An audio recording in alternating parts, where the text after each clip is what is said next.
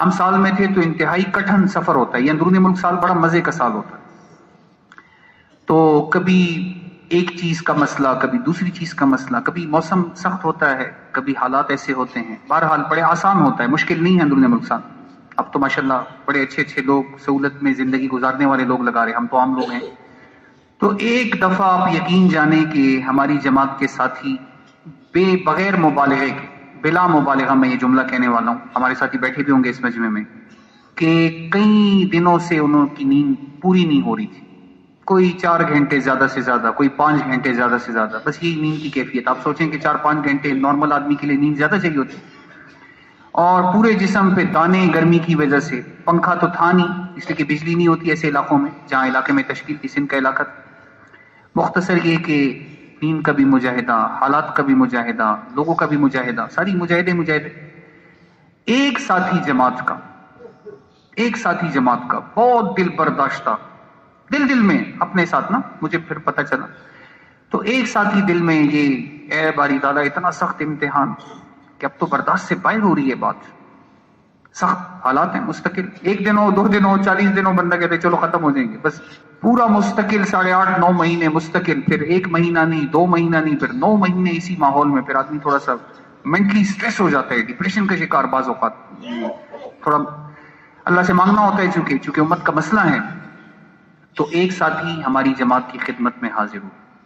امیر صاحب سے کہا، امیر صاحب میں کچھ بات کرنا چاہتا ہوں، آپ جماعت کو جمع کریں. ہمارے امیر صاحب بڑے خوبصورت امیر صاحب، نرم آدمی. انہوں نے کہا جی ہمارے ساتھی تو 5-5 6-6 گھنٹے گشت سے آئے ہوتے ہیں اس وقت، اور اس وقت بیچارے دم بخود ہوتے ہیں، بے حال ہوتے ہیں، نڈھال ہوتے ہیں.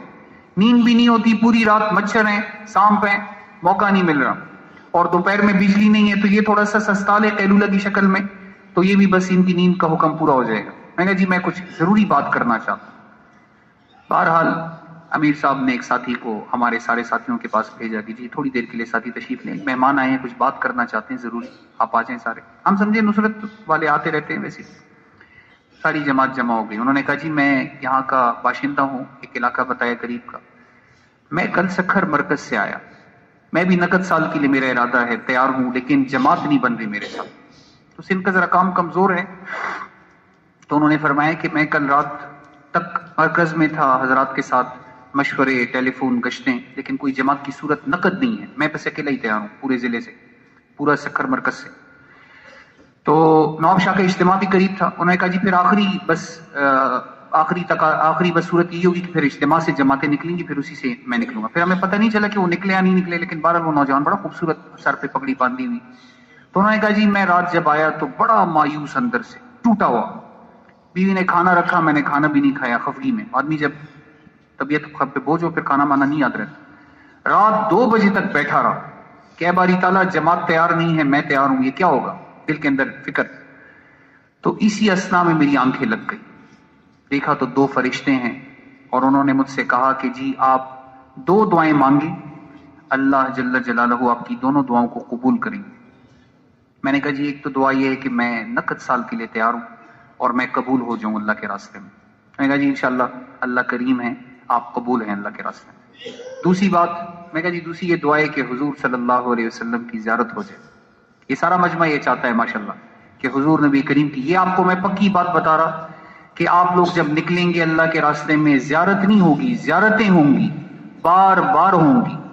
آدمی جب 4 ماہ لگا رہا ہوتے ہیں، نوجوان بیٹھے ہیں ماشاءاللہ، یقین جانے 4 ماہ میں ضرور حضور کی زیارت ہوتی ہے، لیکن اصول کے ساتھ لگانا ضروری ہے. اصول میں سب سے بڑا اصول موبائل نہ لے جائیں، بس پھر مزہ آئے گا. باقی چھوٹے اصول ہوتے ہیں، بہرحال ہدایت نہیں ہے، بیان ہے. تو انہوں نے کہا کہ یہ جب میں نے ان سے یہ گزارش کی کہ حضور صلی اللہ علیہ وسلم کی زیارت مجھے نصیب ہو جائے، کہا جی یہ بھی قبول ہو گئی. اس کے بعد ان فرشتوں نے مجھے اٹھانا شروع کیا. یہ جو نیلا نیلا آسمان ہمیں نظر آتا ہے، کہتے ہیں کہ اس کی طرف مجھے لے کے گئے، اور اس آسمان کے اندر جو ہی میں داخل ہوا تو میں نے دیکھا کہ محلات ہیں، بڑے بڑے جیسے پیلیسز ہوتے ہیں، اس میں باغات ہیں، نعمتیں ہیں، خوبصورت رنگ برنگی چیزیں ہیں، جیسے ہم سنتے ہیں جنت کے بارے میں، وہ مناظر ہیں. تو میں نے فرشتوں سے پوچھا جی یہ کون ہے، یہ کیا ہے، یہ کس کے لیے بنی؟ نے کہا جی یہ جو اوقات لگا رہے ہیں، سال کی جماعتیں ہیں، ان کے لیے آراستہ ہو رہی ہیں، یہ محلات، یہ بلڈنگیں ان کے لیے بن رہی ہیں، تعمیر ہو رہی ہیں. جو بھی اللہ کے راستے کا مہمان ہے ان کے لیے نعمتیں اللہ پاک بنا رہے اور اس کو نکھار رہے، سوار رہے ماشاءاللہ. پھر اس کے بعد جب میں نے جلدی سے ہی کہا، میں نے کہا جی میں بھی تیار ہوں. انہوں نے کہا آپ کے لیے بھی بن رہی ہیں. اس نے اپنے بارے میں کہا. پھر جب نیچے آئے تو حضور صلی اللہ علیہ وسلم اس طرح تشریف فرما ہیں، صحابہ کرام آپ کے پاس ہیں. تو میں نے جلدی سے آگے بڑھ کے حضور سے مصافحہ کیا. میں نے کہا رسول اللہ آپ یہاں پہ کیسے؟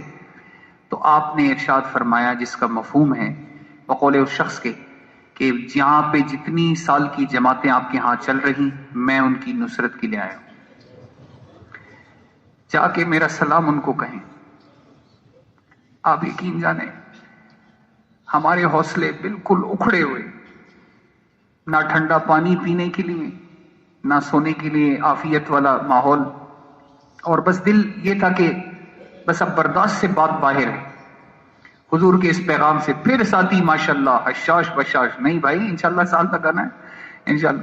مشقت تو تھوڑے سے وقت کی ہے، تو اس کے لیے انشاءاللہ ہم نیت کریں، گھبرائیں نہیں، اللہ پہ توکل ہو، حوصلہ ہو. انشاءاللہ فرمائی جی 4 ماہ کے لیے کون تیار ہے؟